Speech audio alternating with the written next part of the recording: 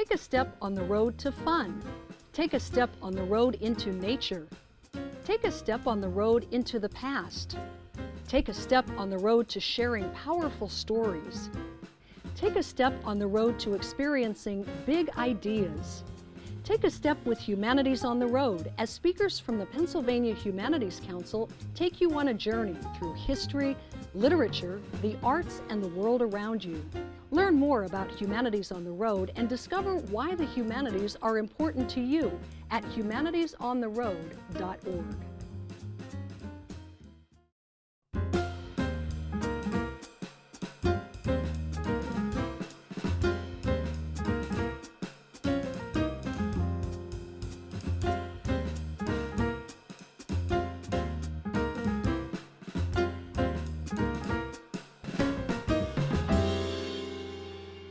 Welcome to Humanities on the Road.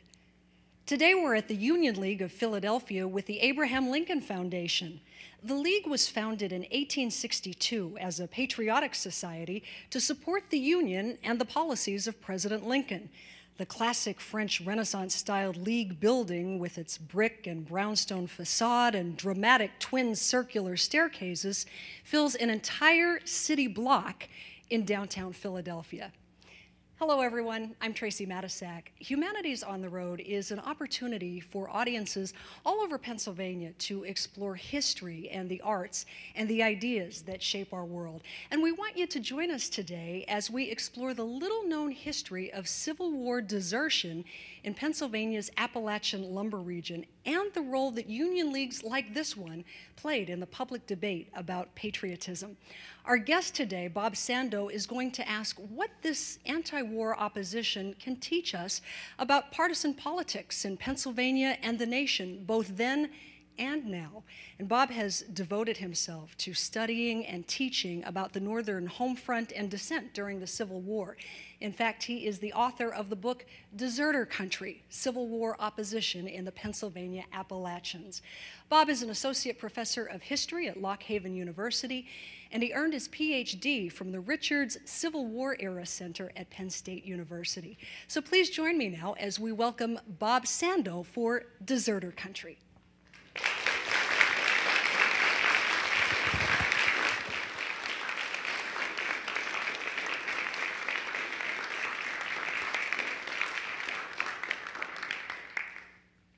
Welcome everyone tonight here to the Union League. I want to thank you all for coming to hear me talk about what I consider one of the sort of lesser known narratives of the American Civil War, the idea of widespread opposition. And I'll take as my theme the focus on Pennsylvania. And I'll talk in generalities first about how various factors and causes motivated a variety of people to oppose the war. I'll focus then on the idea of regions of Pennsylvania in which we can see factors that are at work.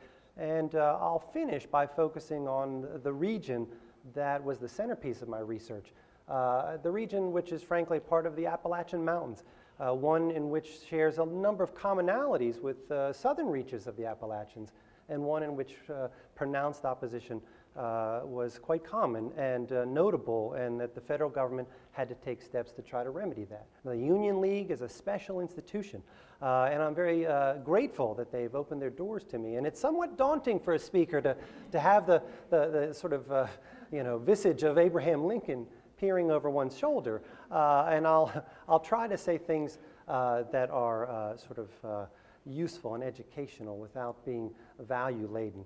But I will say this, I think during the war, the members of the Union League would not have countenanced anyone to come before them and say anything that was even remotely sympathetic about the Copperheads. So I hope they'll forgive me, and I'll try to put it in a context of their times, and also to learn what it teaches us about our times. In terms of my discussion for this evening, the title of my book is Deserter Country. And I expected that to be something of a mystery. And I must say that I actually stole that idea from another historian. But when you cite that historian, it's not actually stealing. It's a form of borrowing that we can appreciate. And it actually comes from an early study on desertion during the Civil War in the 1920s by a scholar named Ella Lawn. It was very unusual, of course, to have a female historian in that age, and also one that focused on a topic that in a previous generation would have been unimaginable, the subject of desertion. But she frankly referred to this topic of deserter country, and when she used that concept, she meant regions of the North and the South in which opposition to the war was commonplace, and where those who opposed the war could find safe haven, or like-minded individuals that would allow them a place to remain free of the government authorities. So I took that, and in much of her work, she focused on the southern reaches of deserter country. So she looked at areas of the Confederacy. But she did say, tantalizingly, that in the North, if there was an area that could be rightfully called deserter country, that area was in the mountains of the sort of the north-central, northwestern region of the state. And so I wanted to follow up on that. But I should say that there's another aspect of my work which I wanted to stress, and that is that much of this is what is largely an untold story or a narrative of the Civil War that we aren't often aware of. Now, most of us are aware, of course, of the military exploits of the war. Famous heroes, great battles. Here in Pennsylvania, no one can grow up without learning about Gettysburg and Lincoln and his famous address. But ultimately, one of the things that we're not often told about is the breadth of opposition in the Civil War.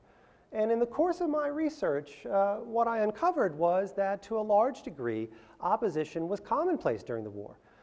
It was there from the beginning, it grew in prominence over time, and by the end of the war, the US government considered it a major problem. And this was true whether you were in the Confederacy or in the Union. Both governments had difficulties with the notions of opposition. And so my goal today is to talk about that. I thought what I needed to do first is to give you a sense of who the Copperheads were, the people that seemed to embody the anti-war movement during the Civil War, as they grow in strength over the war itself. And I thought it'd be best to put them into a context. What does the term mean? And why, in a general sense, did they oppose the war? And the reality is that the term Copperheads, as you can imagine, was not chosen by them. This was a term that was chosen by people who vilified them. We see that opposition to the war occurs from the very earliest periods of the war. And although in the first months of the war, there was widespread enthusiasm in support of the war, as the months went on and the war was yet unresolved, we see in communities and among people, we see people begin to question whether the war was a just war, a war they should be in support of. And we see, in fact, by the fall of 1862, we see the rebirth of a vigorous political opposition by the Democratic Party. The Republicans, of course, are the party of Lincoln, the party that are in power, and their essential view of patriotism is that the role of a citizen is unquestioned obedience to the government in times of war. But Democrats, they felt that one could be loyal to the nation, loyal to the Constitution, loyal to the laws of this great nation, and yet still take criticism with the administration and with its policies. And so Democrats began to realize that they should be vigorous political opponents. And so by 1862, we see them running in elections at the local level, the state level, and at the national level, attempting to win back a prominence that they had enjoyed in the antebellum period. When that occurred, that's when they were maligned by their opponents as Copperheads. But I should say there's an important distinction. Not all Democrats were war opponents. Although most Republicans at the time would have liked you to think so, the reality was perhaps the great mass of Democrats were what historians call war Democrats. They were people who supported the war. They supported the notion that the South must be subdued through a contest of arms. And the reality was that many Democrats joined the military, supported the war, and encouraged their neighbors to enlist. But a minority of the party that became increasingly vocal and larger as the conflict prolonged, they were the ones that over time were peace advocates. And so the reality is the peace wing of the Democratic Party are the ones that became labeled Copperheads. those that advocated an end of the war without reunion of the nation. And so Copperheads then were that minority of Democrats who wanted the war to stop, who refused to support it in a variety of ways. And they were labeled Copperheads for a very straightforward reason. The symbolism was not meant to be complicated. They were a poisonous serpent that hid in the grass, bit you from the rear, and ultimately were an evil in the nation, a cancer in the national body. And so the term Copperhead was chosen for them. But we need to ask ourselves, what kinds of conditions or factors created Copperheadism? Why were some people disillusioned with the war and desirous to see it end? Well, as I run through a list of things that could be considered general causation, some of them are quite straightforward. Some Democrats, for instance, considered the war to be what they called a war of coercion. When Union soldiers went off to fight, their cause was the cause of union first. Long before emancipation became a central pillar of the Union's war effort, the cause of the war was to restore the Union.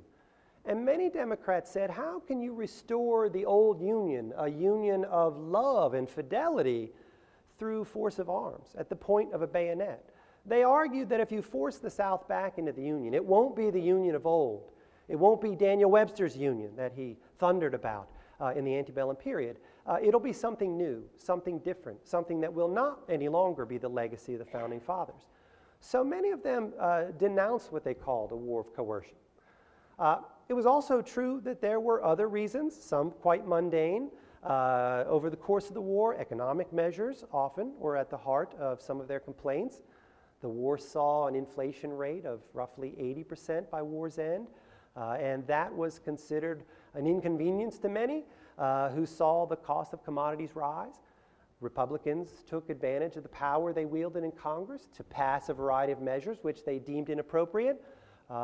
Paper currency, for instance, was one of those things. And so there were a variety of other causes as well. One of the things that, though, we can say is a signature issue is the notion of conscription. Conscription, or the draft, was one of the things that fueled the animosity of many anti-war Democrats. Conscription, or the draft, was instituted in the North for the first time in national history, our national history, in March of 1863. It occurred in the Confederacy a year earlier, but for many people in the United States, it violated senses of voluntary service in the military, because conscription was compulsory service.